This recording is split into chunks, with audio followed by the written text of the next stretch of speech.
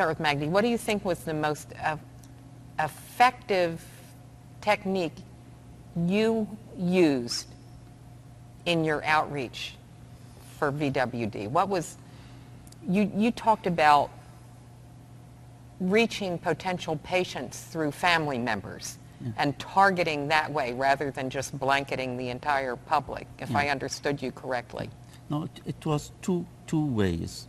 One is the providers? Healthcare providers, to educate the healthcare providers about the von Willebrand disease, and to have to get them to know that there are referral clinics that they can refer these patients to. And then, of course, we communicated back the results when they refer. So educate them, make sure that they knew where the referral centers were, and then timely communication of results. Yeah, I remember the first time I talked to the people there, they said, I mean, the bleeders, we do hysterectomies. This was the simple answer to it. So now that they felt guilty that they rush into hysterectomy without enough thought to what can be the disorder and how to manage it. So this was one issue. Also for the pregnant women, how to manage them in the delivery and the postpartum period in order to avoid postpartum bleeding or heroic. And for also the ENT, that the kids do not bleed in their hands. So this was an enormous experience with the healthcare providers, particularly when we communicated back the results to them. It made them very interested, and many of them are referring any cases they doubt that they have a bleeding tendency. So you've built relationships in the process. Yes, this was one. The other thing is the education among the families because you know in some families also we are in a conservative society, so people tend to hide what, as Dr. Peter was saying. Shame or guilt. I know some families in the outside Egypt, outside Cairo, where they say they don't want that their girls have a bleeding tendency, and the community around them know about it. Even some of them travel to my clinic like 150 kilometers in order to avoid to go into clinicians in their locality, and maybe that they will be exposed. Wow. So also many women did not realize their menorrhagia. Some of them came to the clinic with a hemoglobin 5 or 6 and they say we are normal. We are normal. So I mean this sort of creating an awareness in the healthcare professionals and among the patients and families could lead to more referrals and then more diagnosis. So you were most effective with your two-prong attack. Yeah. Rebecca, what do you think was your most effective strategy? Well, to have a really partnership among the government authorities, the social organization, the organizations, and the healthcare providers, to have this alliance to look for the support for this diagnosis and the treatment for the patients. So the government, the healthcare providers, the government, and the Hemophilia Association was an important partner. Yeah. Robert, how about you? So I think building the relationship, which may take some time, but particularly if you move to a new university or a new setting, building a relationship with emergency room doctors, knowing that you could provide a resource and that you're someone that cares and wants to know about these patients that show up in the emergency room, and that these patients have a place to go once they leave the emergency room for follow-up. And then really educating them on the prevalence of these bleeding disorders and trying to tell them about a lot of things that we don't know about, and that there's still a lot of variability in the way it's managed, but there's still not a lot of variability in the way it should be diagnosed and the way it should be approached. So I think that was important. And one thing that we identified in Atlanta, surprising me in such a large city, is that we actually had no gynecologists that were seeing any of the patients in our pediatric hospitals. We actually have 3 children's hospitals, and they don't have gynecologists associated with the university seeing them. And we found out later that it was an issue with Medicaid, and so one of the things that we found was important, that is if the local gynecologists aren't accepting Medicaid patients, that eliminates a large number of the population. And so we reached out to them and sort of discussed with them the importance of these patients getting to the proper providers, particularly the ones at a university. And then also convincing the administrators at our university that how important it was to connect these patients to a gynecologist. And once I convinced their administrators and their department that we were very serious about this issue, and they allowed me to have part of her time so she can come now to our hemophilia treatment center. So I think sometimes these take quite a long time. This took almost 2 years to develop these relationships and to build the infrastructure that's needed to properly diagnose patients. Sounds like that you started out by saying your most effective strategies were educating the emergency room physician, Yes. and developing referral relationships with them, hospitalists and developing referral relationships, and partnering with the gynecologist, which is what we heard Amy allude to too. Yes. But we haven't heard emergency room physicians and hospitalists all that often as being an important part of the equation.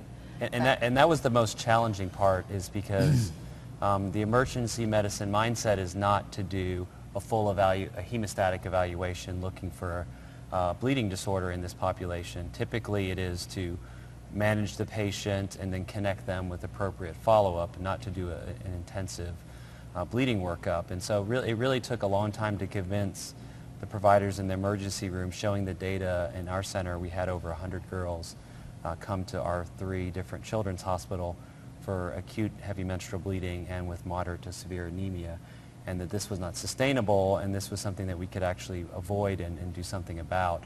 So I think that for the audience who may not be familiar with a hospitalist, it's generally an internist, a family physician, or a pediatrician who is just based in the hospital and takes care of inpatients. Yes. And a very important person to educate about bleeding disorders. Yeah, I think it's important to give those tools to people that are on the front lines. As hematologists, we're often not on the front lines. Peter, what have been your most effective strategies in building the program you've accomplished? Yeah, as Robert said and everyone said, the most important thing is the awareness. So awareness between the population, first of all, because we are trying to do it via media. Okay, so you've focused on families. You're blanketing the entire population. Yeah, but specifically also the family, everything. So media and the families and those who have a very hard history also of bleeding disorders. So we were focusing on so everything general we could. and targeted. Yes, yes.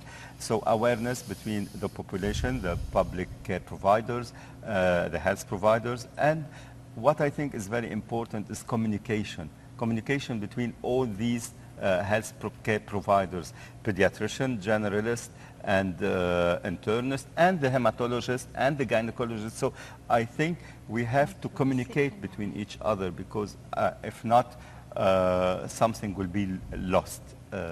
So creating a multidisciplinary team that communicates Yes. within itself. Yeah, and this is the role also of the Lebanese Association of Hemophilia. I think all the centers of hemophilia worldwide, which is the center where the communication and the caregivers can communicate between each other and know about the specific cases in deep. So one of the products of outreach, or one of the necessities if you have outreach, is that there is a multidisciplinary team to care for these people once you've reached out. Yeah, of course. And Amy made that point too. Amy, what do you think has been your most effective strategies, or Code Rouge's most effective strategies? I think what makes our program unique, and programs like ours unique, or programs that came before us unique, is that we are 100% run by women who are affected by VWD in some way or another, where we don't go in and talk about testing or diagnostic procedures or laboratory processes, we go in and we tell our story. We talk about that first period and how traumatizing it was, or our first child being diagnosed, or giving birth to our first child. And I think that's really what resonates with people, whether it's a room full of women, whether it's a school of grade 9 girls in their first health class, whether it's a room of, we have done a number of outreaches in our local hospitals to emergency room practitioners, to dental workers. That's another first response, that sometimes women are diagnosed based on ENT or dental procedures. But what I think we try and leave behind when we leave those sessions is that if a patient is diagnosed, they're the expert, and all you need to do is listen. I have been in situations where I've been in a foreign hospital, away from my HTC team, or people that I'm comfortable with, and you really have to advocate for yourself and just say, these are the people you need to contact. And I think the biggest thing for others when they hear our stories is how much knowledge we do have, how much we do know, and how much we can share, even though we're not part of the medical community professionally, that we live it every day. I think the biggest thing we're also trying to do is to break down those taboos that, especially for mothers, you can't put yourself first. If you're not well, you can't be well for your son, for your daughter who's affected. Especially, like I said, menstruation isn't something that typically we talk about as a whole. It makes people cringe, it makes people super uncomfortable. But if those conversations don't happen, then bleeding continues to be dismissed as normal. We can't expect professionals or anyone in the community to understand unless we're willing to talk about it. So what I personally love about Code Rouge, or these programs, is although they focus away from that medical diagnostic laboratory focus, they focus on the day-to-day, they focus on the faces. And I think that's what most people walk away with is, although the disease is livable, that we still have a long way to go, and we have the resources if you work with us. It means a lot for professionals to start really listening to what they have to say. So you've been most effective by creating a patient-centered organization and project, and one of the things that you have accomplished is educating providers through this about patient needs. Yeah, and the population themselves. I've found women who've dismissed their needs. I've heard those stories of missing work and missing school, and it's just a period. And it breaks my heart, because it is so easy to dismiss something like that. And again, it's getting those women to start realizing that that isn't normal. It's not a way you have to live your life. You don't have to live your life anemic or, waiting for the next bleed to happen. So the more we talk and the more we share those stories, which can be very difficult, it's notorious for our community not to talk about things like this, because it's stuff that we don't want to remember. But unfortunately, unless you continue to talk about it, people can't learn. So peer-to-peer education has been very important and very effective. Yeah, empowering. And as you said, they live this life. Even if we are doctors, we cannot understand as much as they can. It's very important to communicate with the patients themselves. Does anyone have any last comments?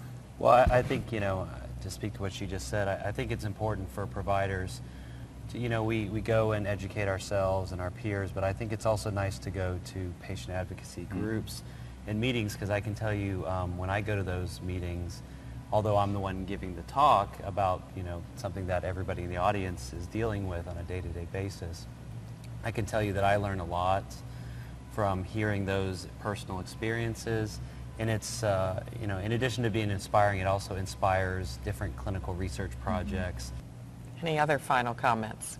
I hope that the example of Amy could exist in our communities, but due to the social beliefs, and it's very difficult, because the boys are usually not severe bleeders unless they are the type 3, and so they cannot express this, while the women and the girls could have expressed this and raised the awareness much better. But it's the social culture and the culture of our communities that probably makes this- impacts Yes, Yeah. yes, our ability to be successful in our outreach and our yes.